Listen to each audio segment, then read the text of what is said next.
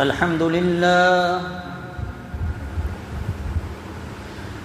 لله نحمده ونستعينه ونستغفره ونؤمن به ونتوكل عليه ونعوذ بالله من شرور أنفسنا ومن سيئات أعمالنا من يهده الله فلا مضل له ومن يضلله فلا هادي له ونشهد أن لا إله إلا الله وحده لا شريك له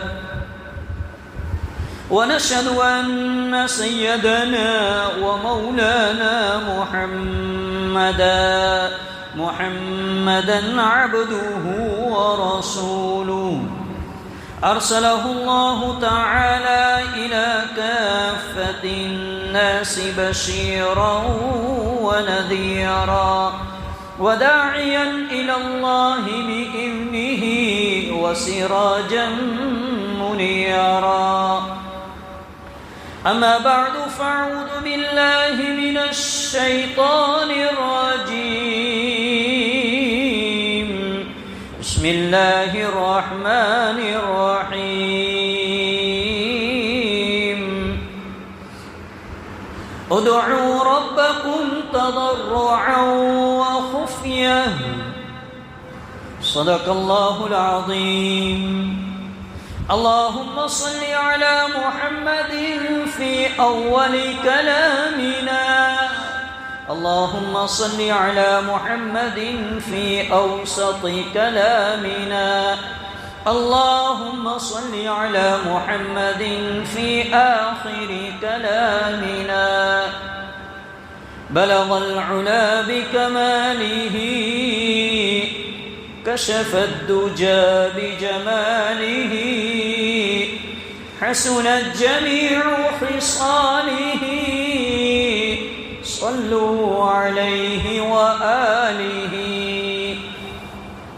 ایک مرتبہ دل کی گہرائیوں سے عقیدت و محبت کے ساتھ درود شریف پڑھ لیں۔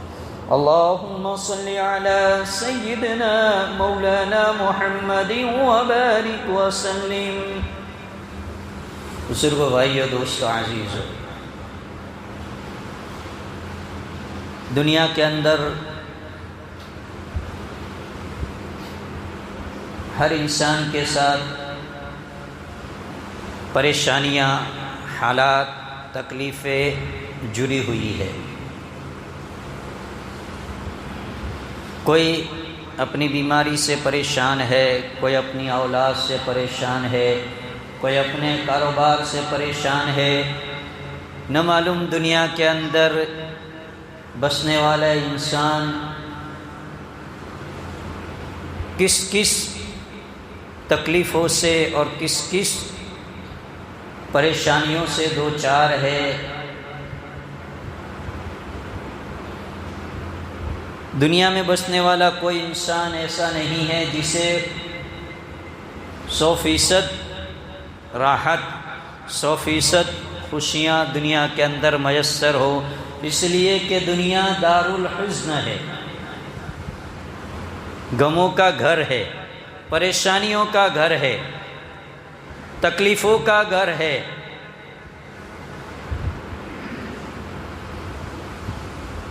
اصل خوشی کا گھر، اصل راحت کا گھر، اصل سکون کا گھر وہ تو جنت ہے۔ اسی لیے تو اللہ کے نبی صلی اللہ علیہ وسلم نے ارشاد فرمایا، اگر کسی انسان کو جنت کے اندر ایک صوت، ایک کورے کے برابر، ایک مصلی کے برابر، مصلی نماز پڑھنے کا جائے نماز جو ہوتی ہے، ایک مصلی کے برابر جگہ مل جائے، اللہ کے نبی صلی اللہ علیہ وسلم ارشاد فرماتے ہیں کہ ایک مصلی کے برابر اگر کسی کو جگہ مل جائے، ایک مکان کے برابر نہیں، ایک فلیٹ کے برابر نہیں، ایک بنگلے کے برابر نہیں، ایک روم کے برابر نہیں، اللہ کے نبی صلی اللہ علیہ وسلم ارشاد فرماتے ہیں ایک مصلی کے برابر اگر کسی کو جنت میں جگہ مل جائے خیر من الدنیا وما فیہا، دنیا اور دنیا کے اندر جو کچھ ہے وہ سب سے بہتر ہے یہ ایک مصلی کی جگہ جو انسان کو جنت میں مل جائے۔ اس لیے کہ دنیا فانی ہے۔ خود اللہ تبارک و تعالیٰ نے اپنے نبی کی زبانی ارشاد فرمایا کہ نبی کہہ دیجئے قل متاع الدنیا قلیل، دنیا کے اندر انسان کے پاس سب کچھ ہو پھر بھی قرآن کہہ رہا ہے قل متاع الدنیا قلیل، دنیا کا ساز و سامان، دنیا کی چیزیں یہ تھوڑی ہے، اصل آخرت ہے، جنت ہے۔ دنیا کے اندر انسان کی ہزاروں خواہشات ہوتی ہے، دنیا میں بسنے والا کوئی انسان یہ نہیں کہتا اور یہ نہیں کہہ سکتا کہ میری تمام خواہشات دنیا کے اندر پوری ہو گئی۔ ہزاروں خواہشات دنیا کے اندر انسان لگاتا ہے، ہزاروں تمنائیں، ہزاروں آرزوئیں انسان کے اندر موجود ہوتی ہے، لیکن وہ ہر تمنا اس کی، ہر خواہش پوری نہیں ہوتی، اس لیے کہ دنیا دار الحزن ہے اور جنت یہ خوشی کا گھر ہے۔ جنت کے اندر اللہ ہر خواہش کو پوری کرے گا، اس لیے کہ خواہش کو پورا نہ کیا جائے تو انسان کو تکلیف ہوگی، اور جنت تکلیف کی جگہ نہیں ہے۔ اسی لیے تو حدیث پاک کے اندر آتا ہے، اللہ کے نبی صلی اللہ علیہ وسلم ارشاد فرماتے کہ ایک انسان کل جنت کے اندر اللہ تبارک و تعالیٰ سے یہ کہے گا کہ یا اللہ مجھے جنت کے اندر کھیتی باڑی کرنی ہے، کھیتی کرنی ہے مجھے۔ اللہ کہیں گے او میرے بندے، میں نے تجھے اتنی بہترین، اتنی پیاری، اتنی بڑی جنت عطا فرمائی اور تو کہہ رہا ہے کہ مجھے کھیتی باڑی کرنی ہے، کھیتی کرنی ہے۔ حدیث میں ہے، فرمایا کہ اللہ تبارک و تعالیٰ اس بندے کو زمین عطا کرے گا جنت کے اندر، اور بیج بھی عطا کرے گا اللہ تبارک و تعالیٰ اس بندے کو کہ لے کھیتی کر۔ اب وہ بندہ زمین کے اندر بیج ڈالے گا اور بڑے بڑے درخت تیار ہو جائیں گے۔ کیوں؟ اس لیے کہ اگر اس کی خواہش تھی جنت کے اندر کہ مجھے کھیتی کرنی ہے اللہ، اگر اس کی خواہش کو پورا نہ کیا جاتا تو اس سے تکلیف ہوتی، اور جنت تکلیف کی جگہ نہیں ہے، اس لیے اللہ اسے وہاں بھی عطا فرمائے گا۔ تو دنیا کے اندر اللہ تبارک و تعالیٰ نے حالات، پریشانیاں، تکلیفیں، بیماریاں، الجھنیں سب کچھ رکھا ہے۔ اگر انسان، علماء نے لکھا ہے کہ انسان اپنے آپ کو گناہ سے بچانا چاہے تو وہ دو چیزوں کی حفاظت کر لے، ایک اس کی آنکھ کی اور اس کی زبان کی۔ ایک آنکھ کی اس لیے کہ آنکھ یہ ابلیس کے زہریلے تیروں میں سے ایک تیر ہے، اور زبان، لکھا ہے کہ ان دو چیزوں کی اگر انسان حفاظت کر لے گا تو اللہ تبارک و تعالیٰ اس کے قلب میں ایمان کا نور اور اس نور کی حلاوت داخل کر دے گا، چاشنی، مٹھاس، پھر اسے عبادتوں میں مزہ آئے گا۔ اسی لیے تو لکھا ہے کہ جو آنکھ اللہ کے خوف کی وجہ سے رک گئی گناہ کرنے سے، غلط چیزوں کو دیکھنے سے، بد نظری سے، غلط جگہوں پر نظر اٹھانے سے، تو اللہ اس کے دل کو کیا کر دیتا ہے؟ پاک و صاف کر دیتا ہے، اس میں ایمان کا نور، حلاوت اور اس کی چاشنی پیدا کر دیتا ہے، پھر اس کو عمل کرنے میں بڑا مزہ آتا ہے۔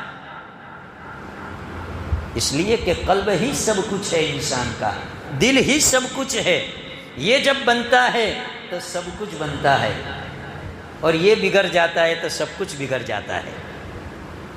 یہ میرا کپڑا ہے، اگر اس کپڑے کے اوپر چائے کا دھبا لگ گیا، چائے کا کچھ تھوڑی سی چائے گر گئی، اگر میں نے اسے فوراً دھو لیا، اسے فوراً صاف کر لیا تو میرا کپڑا پاک صاف ہو جائے گا، اور اگر اس کو میں نے نہیں ہٹایا تو میرا کپڑا داغ والا ہو جائے گا۔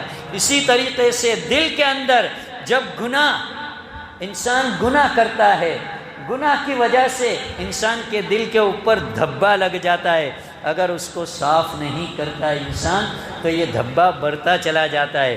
قرآن جسے کہہ رہا ہے نا کلا بل ران علی قلوبہم ما كانوا یکسبون، ہاں پھر یہ بڑھتا جاتا ہے، بڑھتے بڑھتے یہ پورا دل سیاہ ہو جاتا ہے، پھر اس پر اچھی باتیں اچھے عمل کا اثر نہیں ہوتا، پھر اس کا دل سیاہ ہو چکا ہے۔ تو ضرورت ہے اس بات کی کہ انسان اپنے آپ کو ان چیزوں سے بچائے۔ ہماری دنیا کی پریشانیاں، ہماری دنیا کی تکلیفیں، ہماری دنیا کی یہ الجھنیں، یہ دور کیسے ہوگی؟ اس کا حل کیا ہے؟ اس کا علاج کیا ہے؟ قرآن ہمیں بتا رہا ہے۔ اللہ تبارک و تعالیٰ نے کہا ادعوا ربکم تضرعا وخفیا، میری طرف متوجہ ہو جاؤ۔ قرآن کریم کے اندر انبیاء علیہم السلام کے واقعات جگہ جگہ پر اللہ نے ارشاد فرمائے، اللہ نے نقل فرمائے، اللہ نے بیان کیے، اور قیامت تک آنے والے انسان کو یہ راستہ بتلایا کہ یہ انبیاء کے واقعات یہی بتلا رہے ہیں کہ جب پریشانی آئے، جب حالات آئے، جب تکلیفیں آئے تو انبیاء کے واقعات، انبیاء کے حالات دیکھ کر تمہیں بھی وہی کرنا ہے جو میرے نبیوں نے کیا ہے۔ کیا کیا انہوں نے؟ کہ اللہ کی طرف متوجہ ہوئے، اللہ کی طرف۔ زکریا علیہ السلام کا واقعہ قرآن ذکر کر رہا ہے، یرثنی ویرث من آل یعقوب، میری میراث میری آل اولاد میں چلے۔ زکریا علیہ السلام دعا کر رہے ہیں، نبی کی میراث، نبی کی وراثت مال و دولت نہیں ہوتی، نبی کی میراث ان کا علم ہوتا ہے، ان کا علم ہوتا ہے۔ نبی اپنے بعد دینار اور درہم یعنی روپیہ پیسہ چھوڑ کر نہیں جاتے، وہ تو دنیا کا دستور ہے، انسانوں کا دستور ہے کہ اپنے بعد مال و دولت چھوڑ کر جاتے ہیں اور اس میں میراث چلتی ہے۔ زکریا علیہ السلام اللہ سے دعا کر رہے، کیا کہہ رہے؟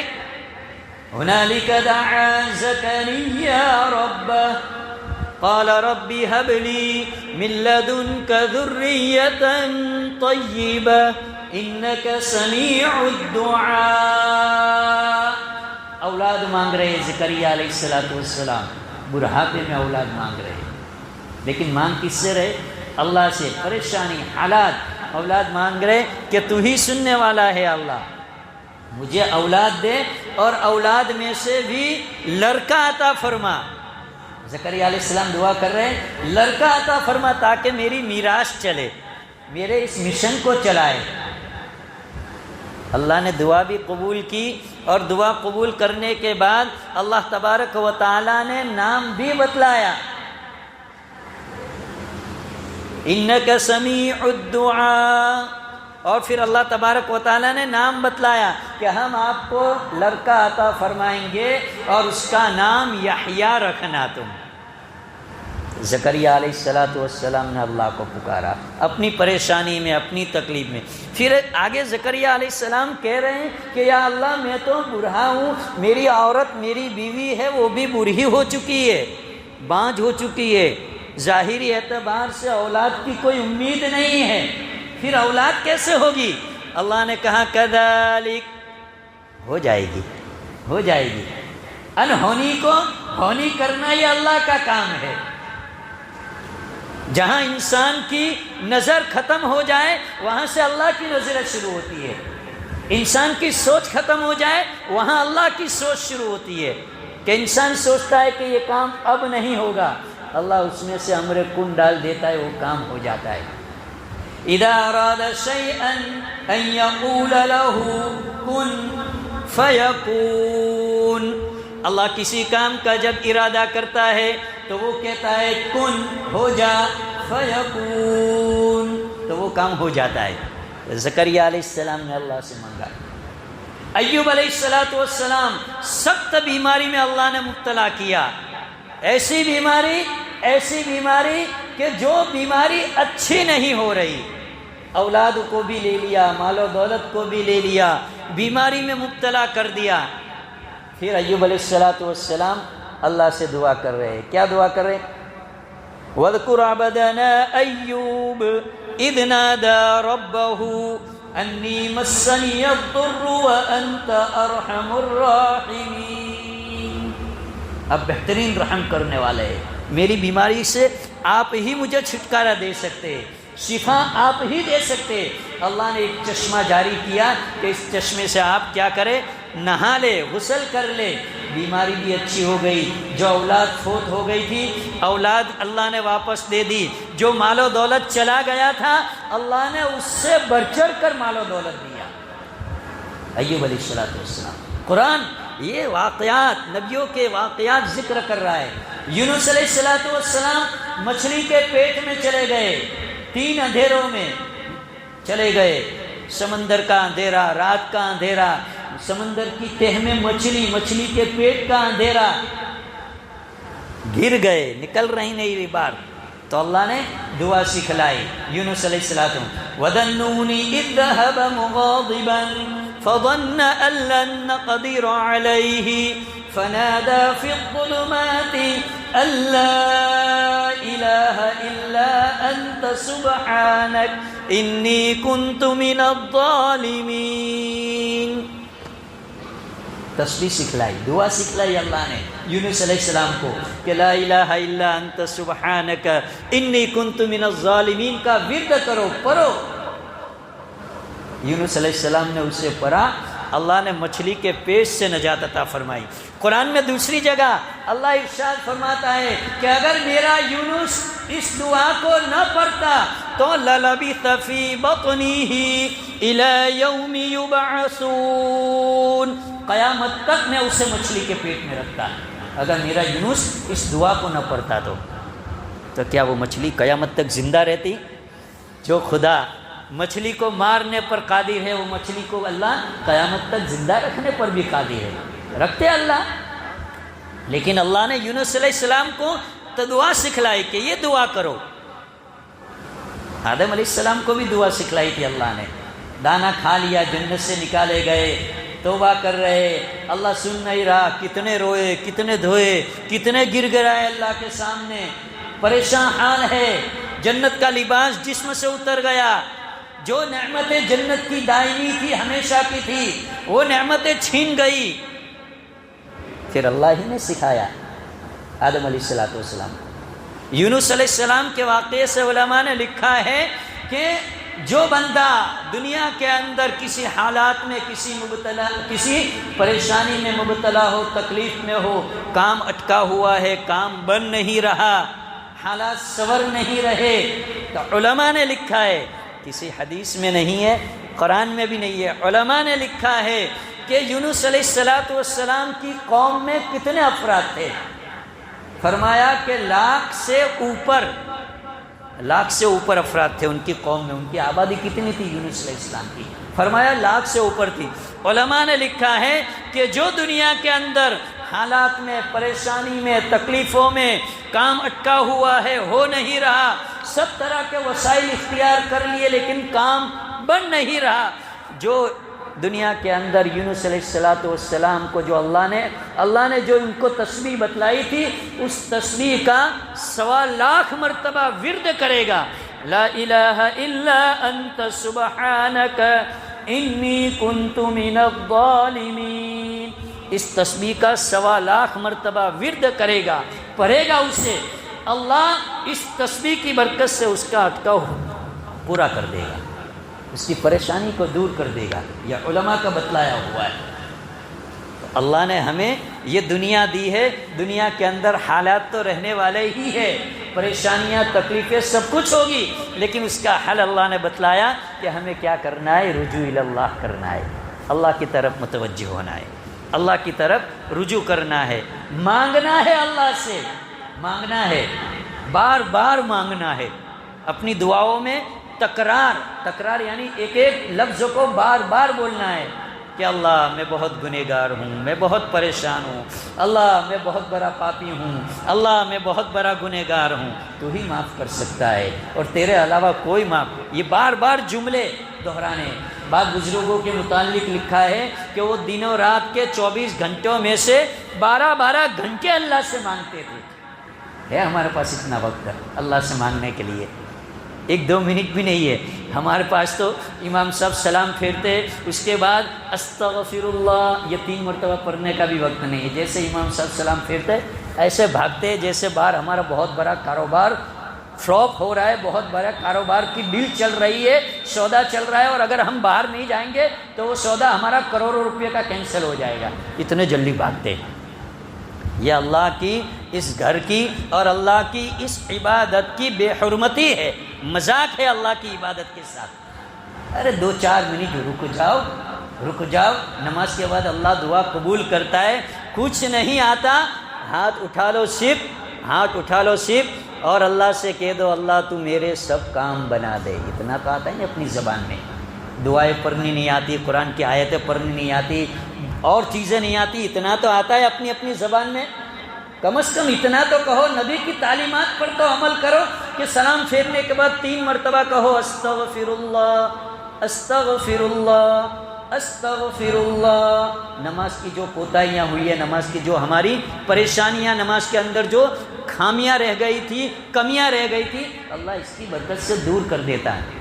اور امام صاحب 1-2 منٹ کی دعا کرے، اتنی دیر تو کم از کم رکو اتنی دیر، اللہ کام بنا دے گا، اللہ حالات کو سنوار دے گا، اللہ ہماری پریشانیوں کو دور کر دے گا۔ ہم اللہ کی طرف متوجہ ہی نہیں ہوں گے تو اللہ کہاں سے ہماری طرف متوجہ ہوگا؟ اس لیے ضرورت ہے اس بات کی کہ ہم اپنے آپ کو اللہ کے سامنے پیش کرنے والے بنے، نمازوں کا اہتمام کرنے والے بنے، 5 وقت کی نمازیں پابندی کے ساتھ پڑھنے والے بنے۔ الحمدللہ پڑھتے ہی ہے، لیکن پابندی کے ساتھ مسجد کے اندر تکبیر اولیٰ کے ساتھ امام کے پیچھے اذان ہو مسجد میں ہم آ جائے اور اللہ کے فریضے کو ہم ادا کرنے والے بنے۔ اور ہر نماز کے بعد 1-2 منٹ، زیادہ نہیں، ابھی 1-2 منٹ سے شروع کرو، اللہ کے سامنے مانگنے والے بنو۔ ہر نماز کے بعد 1-2 منٹ، پھر دیکھو اللہ اس کی برکت سے دل کے اندر ایک نور دے گا، دل کے اندر ایک مٹھاس دے گا اس عمل کی، اور پھر ہمارا جی چاہے گا کہ نہیں تھوڑا زیادہ مانگے۔